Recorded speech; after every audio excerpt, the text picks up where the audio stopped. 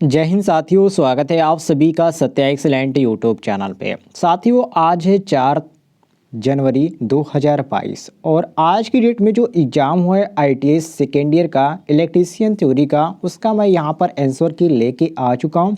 तो जितने भी छात्र आज की डेट में गए थे एग्ज़ाम देने, अपना यहाँ पर आंसर की मिला सकते हैं। और जिन छात्रों का अभी तक एग्ज़ाम नहीं हुआ है वो इस वीडियो को देखकर समझ सकते हैं किस तरह के क्वेश्चन पूछे जा रहे हैं। तो चलिए क्वेश्चन स्टार्ट करते हैं।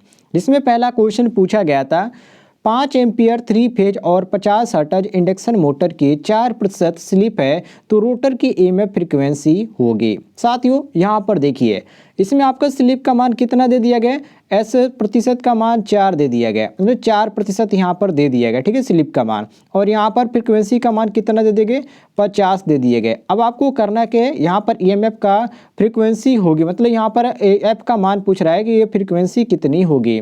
तो देखिए साथियों, आपको करना क्या है, एक सूत्र को इसमें इस्तेमाल करना है, जो कि सूत्र होता है NS बराबर 120 F/P पे। इस पे आप सॉल्व कीजिए, यदि नहीं आता है तो कमेंट में बताइएगा। इसका जो सही आंसर आ जाएगा साथियों, option number C correct answer हो जाएगा। 2 हर्ट्ज इसका आएगा, ठीक है, ध्यान रखिएगा। तो ये आपका सी ऑप्शन क्वेश्चन के अनुसार करेक्ट आंसर हो जाएगा।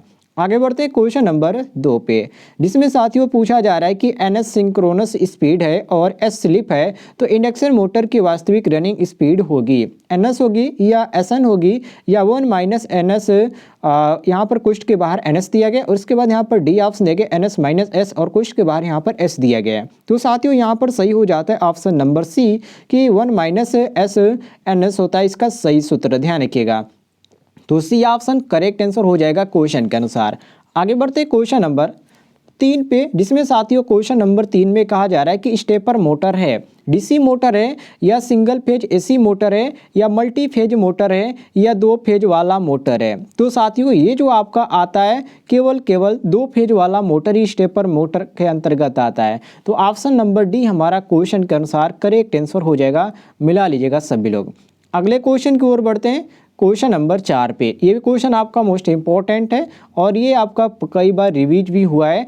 जितने भी छात्र थर्ड ईयर के थे, मतलब कि जितने भी छात्र जो पहले सेमेस्टर वाइज चलता था, तो जो थर्ड सेमेस्टर के थे उनमें भी आपका कई बार पूछा गया था। तो इस समय जो आपका हो गया है साथियों, यहाँ पर अब ईयरली हो गया है, तो ये आपका सेकेंड ईयर में पूछा जा रहा है। अब यहाँ पर देखिए क्वेश्चन नंबर 4 में कहा जा रहा है कि कैपेसिटर से स्टार्ट होने वाले एकल फेज इंडक्शन मोटर का पावर फैक्टर होगा, यूनिटी होगा या 0.8 लीडिंग होगा या 0.6 लीडिंग होगा या 0.6 लैगिंग होगा। तो साथियों ध्यान रखिएगा, इसमें जो होता है केवल 0.6 लैगिंग ही होता है। तो ऑप्शन नंबर डी हमारा क्वेश्चन के अनुसार करेक्ट आंसर हो जाएगा।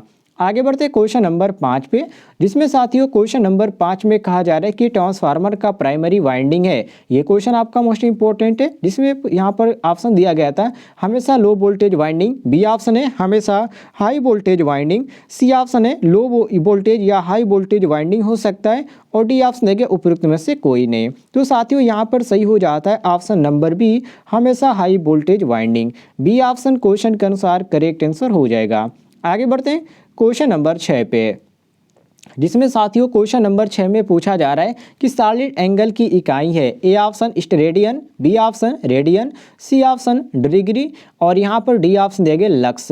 तो साथियों इसमें आपका सही हो जाता है ऑप्शन नंबर ए कि इसमें जो होगा स्टेरेडियन आपका होगा सॉलिड एंगल की इकाई। तो ये हमारा क्वेश्चन के अनुसार option number A correct answer हो जाएगा।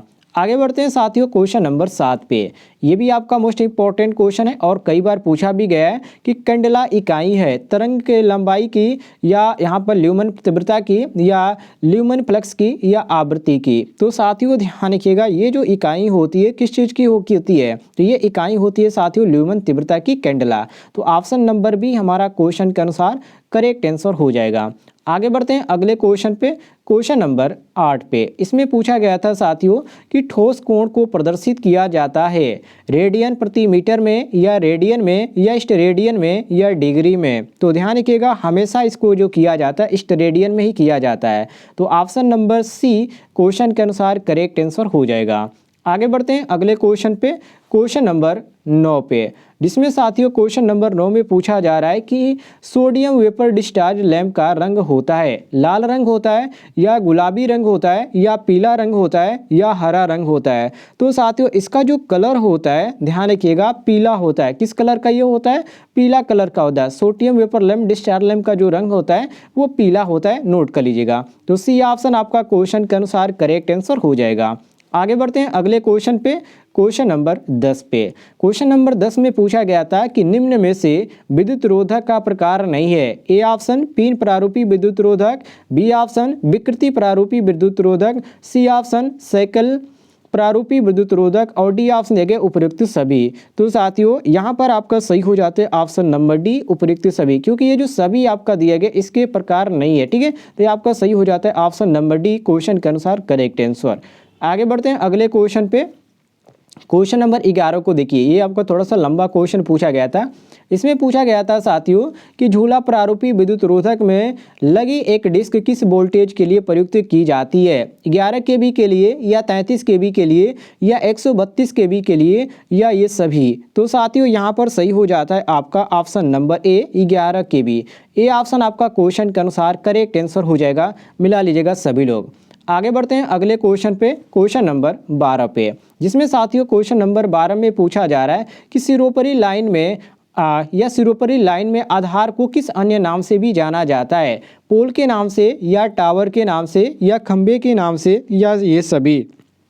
तो साथियों यहाँ पर सही हो जाता है ऑप्शन नंबर डी, क्योंकि इसके आधार मतलब कि बेस की बात किया जा रहा है तो पोल भी आपका बेस के अंतर्गत आ जाएगा, टावर भी आ जाएगा, खंबे भी आ जाएगा। इसलिए यहाँ पर हम क्वेश्चन के अनुसार मारेंगे option number D, correct answer मिला लीजिएगा।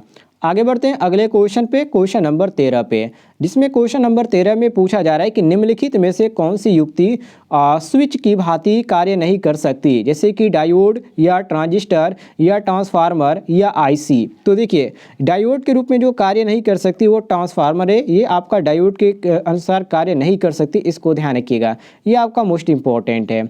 और ये कोई जो युक्ति होती है ये इसकी भांति कार्य नहीं करती है, तो नोट कर लीजिएगा। बाकी आपका डायोड, ट्रांजिस्टर और ये आपका आईसी जो होता है ये आपका कार्य कर सकता है स्विच की भांति, लेकिन जो ट्रांसफार्मर होता है ये स्विच की भांति कार्य नहीं करता है। तो सी ऑप्शन आपका सही हो जाएगा क्वेश्चन के अनुसार।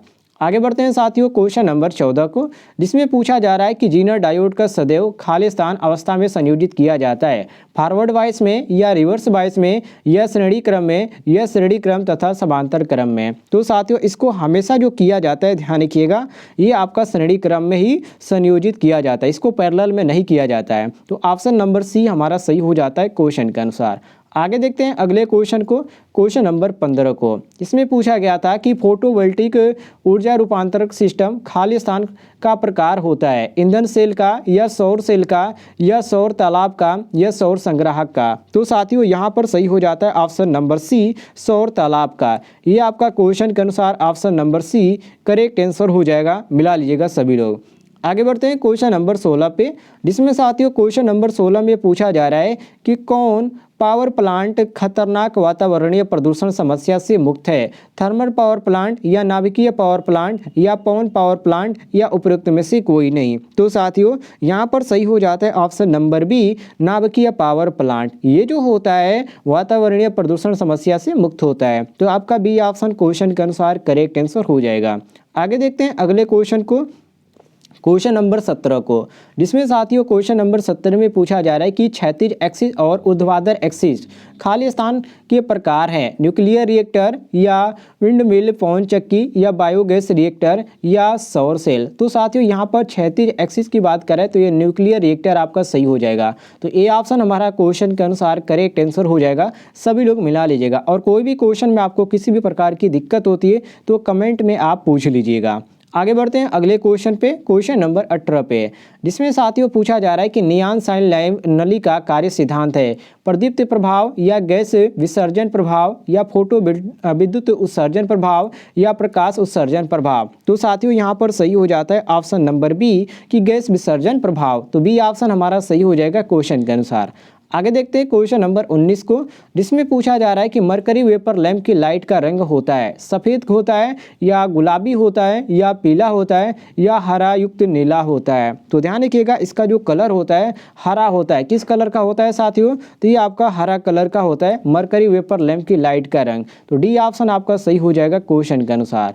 आगे बढ़ते हैं क्वेश्चन नंबर 20 पे, जिसमें यहाँ पर क्वेश्चन नंबर 20 में पूछा जा रहा है कि किसी दीप्त वस्तु द्वारा प्रति सेकेंड छोड़ी गई ऊर्जा प्रकाश की खाली स्थान कहलाती है, मतलब क्या कहलाती है? ल्यूमेन फ्लेक्स कहलाती है या ल्यूमेन कहलाती है या इल्यूमिनेशन कहलाती है या कैंडेला कहलाती है? तो साथियों इस चीज़ को बोला जाता है ल्यूमेन फ्लेक्स।